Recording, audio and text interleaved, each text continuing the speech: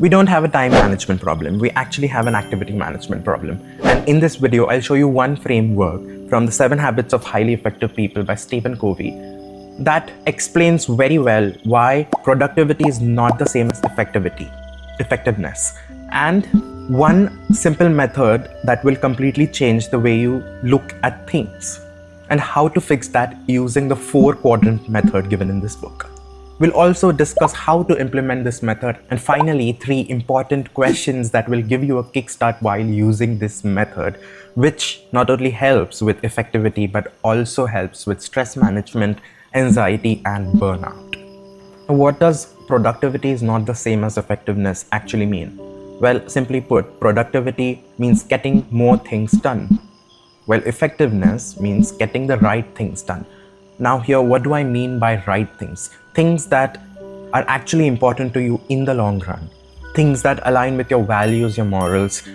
More importantly, something that you want to build, which productivity doesn't really address. Now you'd be saying, but Rochelle, I've been meeting my deadlines, I've been doing my things, staying on top of things. Well, yes, and that's really good. But what about mastering a dream? But what about mastering a skill? Learning something new, inculcating a lifestyle that leads to more mental peace, especially if you're in a hectic workspace. What about realizing your dream, knowing your own self, fostering relationships? I think this is an important part of wellness, right? And with these questions, 2025 really hit me. It like whacked me real hard. So let's understand the time management matrix. So the matrix says everything that you do falls into one of the 4 categories, depending on 2 questions. So these questions are, is it urgent? Is it important? So we get yes and no across both the columns. And by doing that, we automatically get 4 sections, or what we known as 4, or what we understand as 4 quadrants. Well, urgent things grab your attention right now. A phone call that needs to be answered, an email that needs to be replied, meeting deadlines. It just shouts, do it now. Important things, on the other hand, are about results. They slowly but steadily propel you towards your goals. They align you with your values, your dreams, and your higher pursuits. Now, combine these 2 ideas, and what you'll get are these 4 quadrants as we talked about. Now, here's quadrant 1. This is where crises live. It's both urgent and important, like deadlines, emergencies, last-minute disasters, submissions, cramming up for exams, last-minute collab, etc. It never ends actually when you get into adulthood. Some quadrant 1 work is just unavoidable. That's life. I get it. It happens. But many people live over here, sometimes completely, constantly firefighting, reacting, feeling overwhelmed. It's like being hit by one wave after another. You're done with this, you have to look forward to something else. You have to. It's like the language is more like I have to, I need to, this and that. And now here is quadrant 3. Is it urgent? Yes. It is important? No. Now what things could be lying in quadrant 3? Let's take an example. You're going to meet a friend after a long time and dress up very well, prepare yourself, and then suddenly someone calls, the phone rings and you pick up. I mean, we are trained to do that, right? Whenever the phone rings, we have to pick that up because it is ringing, just because that. So these kind of activities lie in quadrant 3. Phone calls that interrupt work, meetings you don't really need to attend. If you see carefully, most of these are other people's priorities disguised as your emergencies. Urgency often comes from other people's expectations and not our goals. Now, let's come to quadrant 4 before we move on to quadrant 2. So these are not important and not urgent. Most of us just dive into quadrant 4 after being overwhelmed and exhausted by carrying out activities from quadrant 1 and 3. It's like you work your day, you work your ass off throughout the day, answer one call after another, do this, do that, get things done, and you finally sit down and what do? Probably open your iPad, talking about me, open your iPad and scroll through Netflix, binge watching, mindless scrolling, online window shopping. Oh, admit it. People stuck in quadrant 1 and 3 collapse into quadrant 4 just to recover. And that is how they live their entire lives. Now, let's come to quadrant 2, the most important quadrant. And here's the secret. Highly effective people spend their time, actually spend most of their time in quadrant 2.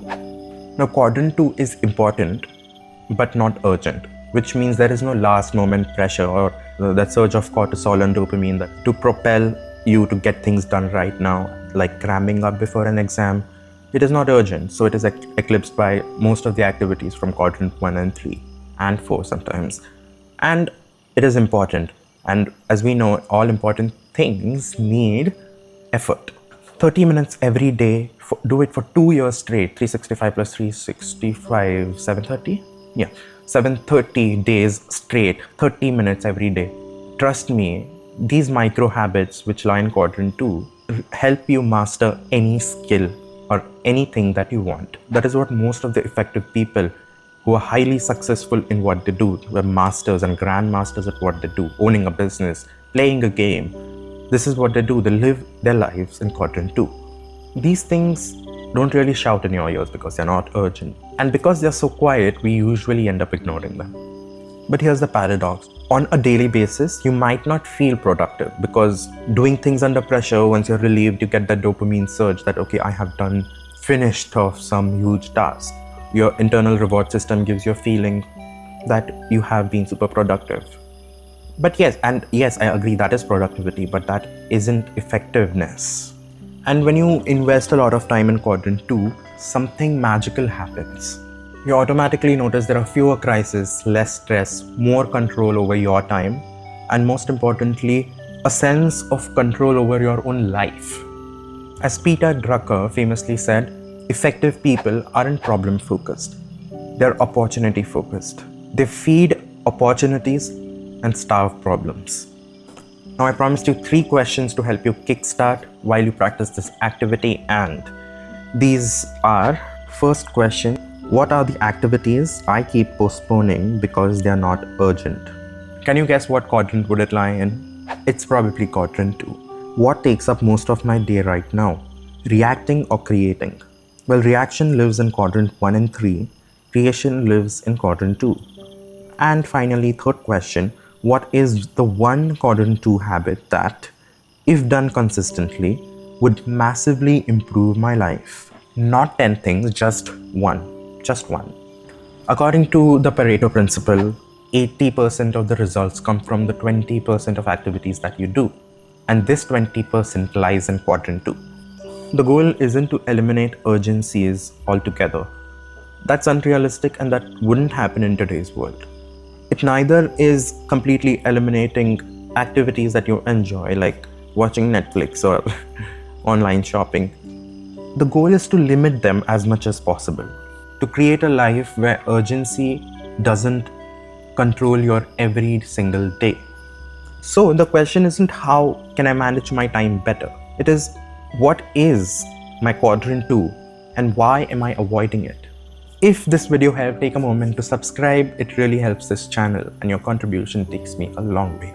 And after you do that, take out 30 minutes from the day to focus on one quadrant 2 activity, or write down one quadrant 2 activity and set an intention. Not tomorrow, not today, preferably now.